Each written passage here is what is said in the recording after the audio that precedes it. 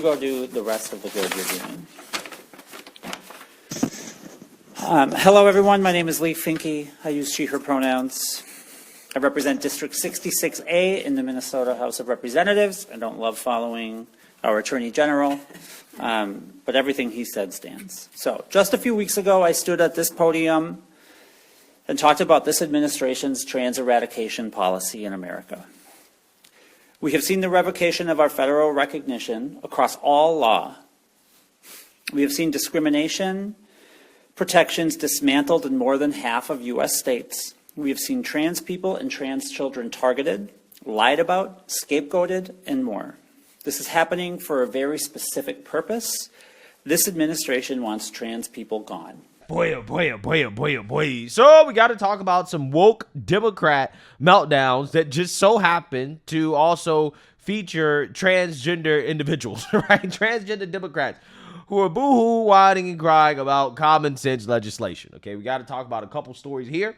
One out of Kansas involving a piece of legislation that was vetoed by the Democrat governor of that state and overturned by the House. Okay, this was a bathroom bill that basically bans biological males from entering women's bathrooms, okay, and vice versa.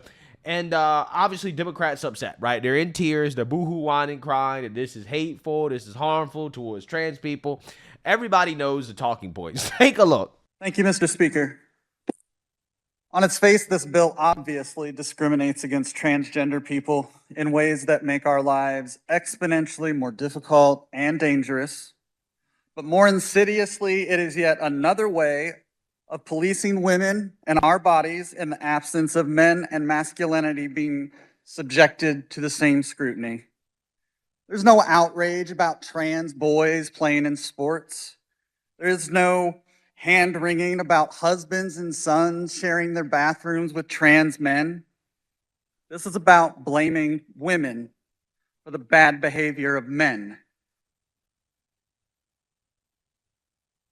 And we may be done with this travesty in the State House, but now we've just unleashed it upon our families and our friends and our colleagues. And this is an embarrassment and a disgrace, and it is going to no doubt ruin lives. Thank you, Mr. Speaker. Developing out of Topeka tonight, the Kansas House overrides Kansas Governor Laura Kelly's veto of the bathroom bill.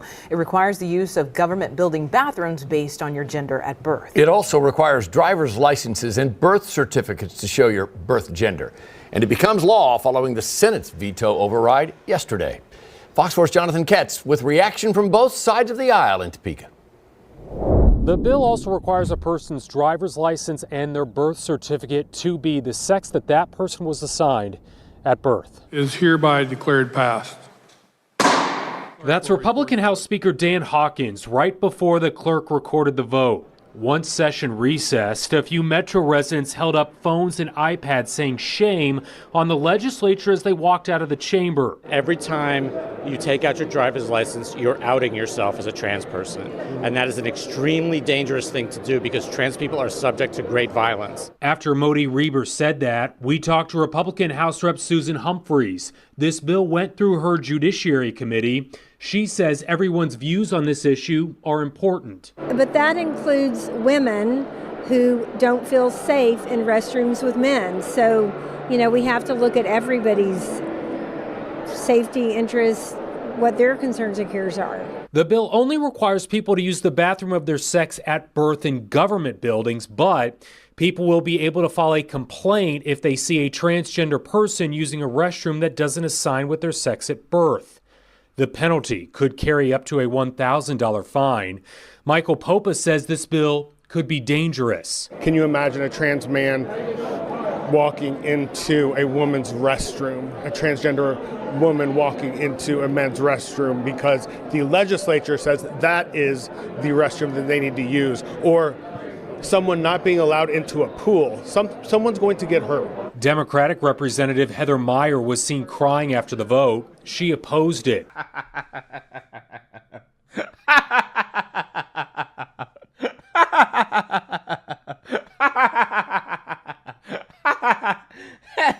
Yeah, I feel like a villain when I watch these stories. I really do. I do. Watching these people boo-hoo, whine, and cry over common sense. Common sense. But apparently, according to transgender House Rep, right, State House Rep, Abby Boatman, who is the individual featured right here. Yeah. This is, apparently discriminatory towards women, right? That this is actually hurting women because of the actions of men, right? Not trans women who are biological men, but I guess biological men who aren't trans women. I guess that's the argument being made here. I don't know, bro. I really don't know. But what I do know is that Kansas House did a good job, right? They did exactly what they're supposed to do, which is to override his veto from this woke governor, okay? And that takes us to another story that is going super viral, featuring another transgender representative, state rep, right? Out of Minnesota by the name of Lay Fink. And Lay here is going to argue that it is potentially harmful for queer kids to not get access to adult websites, right? Because this piece of legislation is going to require age verification to access adult websites, right? We already know what type of adult websites we're talking about here, right? Like, websites that feature sex, right? And for whatever reason, again, this trans rep thinks that this is somehow, some way, potentially harmful towards trans kids to not allow them to get access to adult websites. Fascinating. So without further ado, let's go ahead and get into this. And thank you, Rep. Bakeberg. You during your opening remarks, and I appreciate this, and I agree with what you're saying, that there is an underlying goal in this bill that I agree with, right? There is something happening in this bill. I mean, people don't have to take me at my word because of who I am, because I often don't.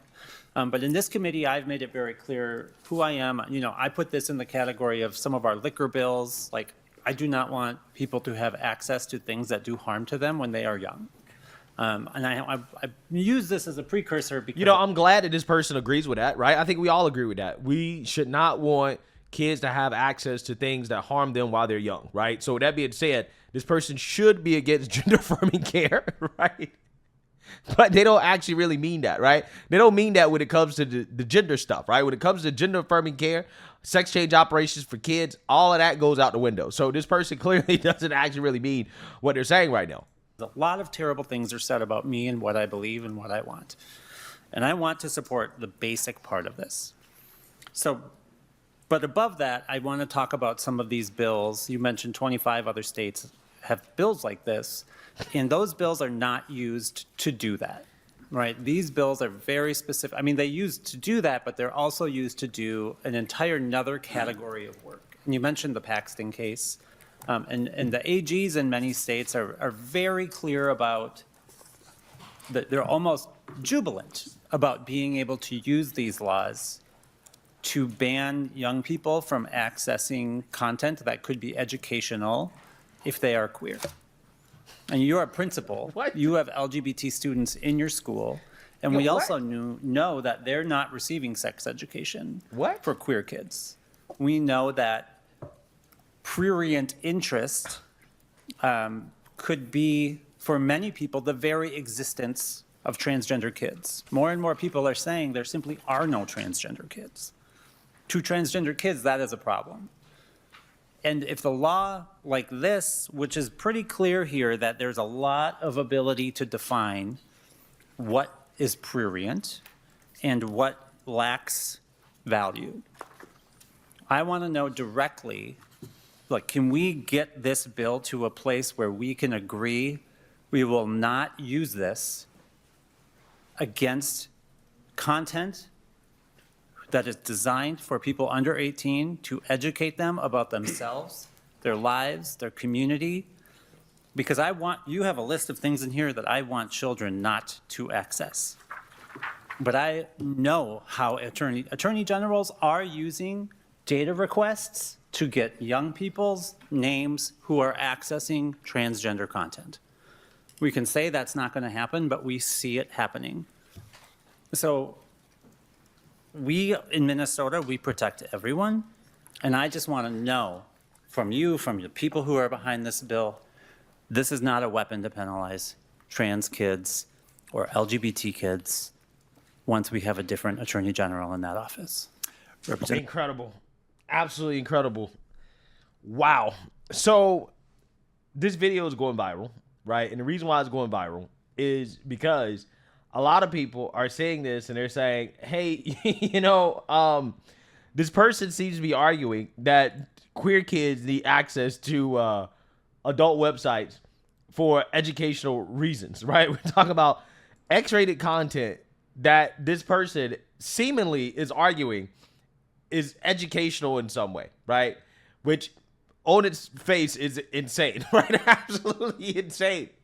Okay, and I got a whole lot of questions for these Democrats who are running around claiming to be against PDFs now, right? With the Epstein stuff, right? Now all of a sudden they care about that. For whatever reason, stuff like this just gets overlooked, right? It just gets overlooked when it comes to this stuff, right? They don't really want to talk about this part of their base, right? That supports children getting access to adult content, right? Because apparently adult content could be educational, right? For queer kids, right? That is essentially what this person is arguing. Now, I guess a more charitable explanation or interpretation of what this person could have been saying here is that, well, they want to make sure that the bill is not banning what they would define as educational content for queer kids that's not necessarily